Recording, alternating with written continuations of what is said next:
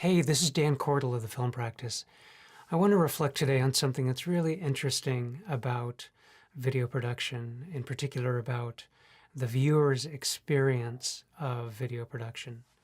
So when you look at a video or a film or a photograph, you're looking at something that exists as a two-dimensional reality. It is, for instance, if it's a photograph, it's a piece of paper with an image on it. If it's a screen, then you're looking at a flat screen that has images playing upon the surface. And one of the challenges, if you are the creator of those images or of those videos, is to create the illusion of three dimensions. Because what you're doing when you share videos or photographs is you're sharing a two-dimensional thing that is representing a three-dimensional reality.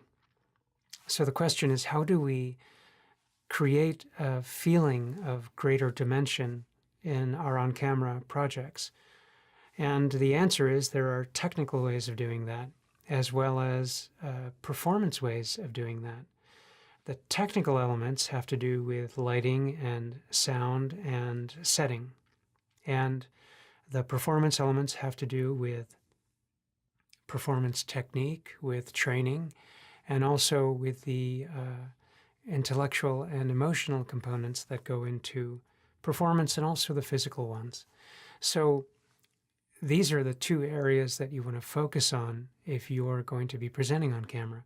You want to make sure that the technical aspects are in support of a three-dimensional experience for the audience, and you want to make sure that your performance, that your preparations as a performer, your intellectual and emotional preparations are such that you bring to the viewer a very full-bodied experience.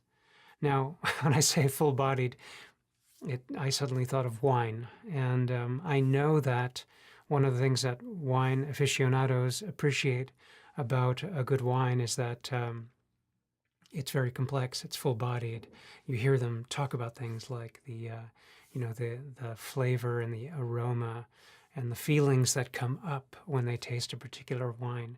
So that's very interesting, and in many ways it's very akin to what I'm talking about, because when you get on camera and you are presenting, you want your viewer to have the same kind of experience, that they're getting a multidimensional, full-bodied experience, and that it is affecting them on different levels, visually and orally and intellectually and emotionally. So this is a wonderful thing to reflect on. How do we create that experience for the audience? Now, what I can tell you from the technical side when it comes to lighting, for instance, and setting, is that in order to create a feeling of depth with lighting, you have to light, the object, in this case, myself, in this particular shot, so that within the context of the setting, and mine is a rather dark background, that you feel that the subject, myself, is multidimensional, is not just a flat surface, but is rounded. And the way you do that is by where you place the lighting. So in this instance, I've placed my lights off to the side somewhat. For most people, I would normally put one of those lights a little bit farther forward, but I'm doing it this way because there's too much glare on my glasses, actually, if the light is forward. And I'm willing to give up that front light, for the sake of the viewer seeing more of my eyes, because I know that from a performance and an emotional and intellectual standpoint, a lot of the experience that the viewer is able to receive will come from my eyes. In terms of other lights, I have a light behind me, and that light is kind of pointing down at the back of my head or my shoulders. And because the light is falling from behind, it is helping to separate me from this background. Now, speaking of the background, this background in theater and also in photography is what I refer to as intimate space. It's an intimate space in that, because it's just, really dark. I'm the only thing that's really on camera. But also, the space seems to go on forever because it's so dark, you can't see into it. So separating yourself from a space like that means you must have lighting from behind.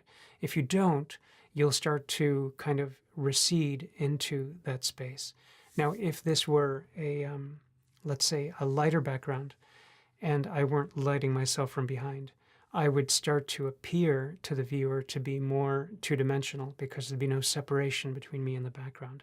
So that is a quick look at how lighting can affect the viewer's experience of how dimensional an object is. If I were working in a real space, this is a studio space, I would try to set up the shot so that there was a good deal of perspective behind me, which would give the feeling of depth.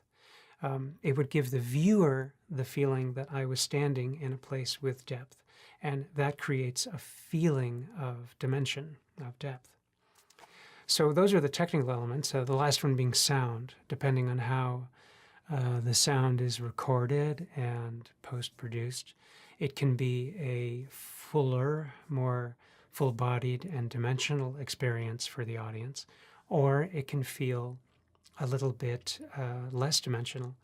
And a good analogy for that is the difference, for instance, between AM and FM broadcasts. If you've ever been listening to FM radio, for instance, and have accidentally swapped over to the AM channel, which not many people listen to anymore, you'll hear a real difference in the quality of sound. The FM sound is much more full-bodied and resonant and dimensional, and the AM sound is somehow less dimensional. And it's because of that difference that people prefer listening to FM than AM. So sound production becomes really important for that reason. The last and most interesting for me component of bringing dimension to your videos has to do with performance. And to get a dimensional performance, to get something that's really full-bodied for the audience, takes practice. At the beginning, the practice is to overcome any feelings of inhibition that would turn what could be a full-bodied dimensional performance into something that's more two-dimensional. And the second part is feeling more and more free in performance so that you are less and less inhibited in terms of the things that you can share, even if the things that are shared are nonverbal, are non-physical in an exterior way. The more uninhibited you are emotionally and intellectually, the better able you are to bring dimension into your performances. Now, it's really, I think, impossible to do that without doing some work in life on becoming more available and more present. So in order to become a better and better performer, I believe what you need to do, unless your plan is to become purely a technical performer, and there are people who do that, if your plan is to really speak from the inside out, then it's of great value to do a whole approach to performance, which is essentially the same thing as doing a whole approach to living. Because if you make that whole approach, then you will be living as full-bodied an experience in your life as possible, and you'll be able to bring that experience with you when you perform on camera. I hope this has been helpful, and if it has, please subscribe to my channel, because if you do, there's a greater chance that you'll see more of these videos. And until I see you again, go out and make an amazing video.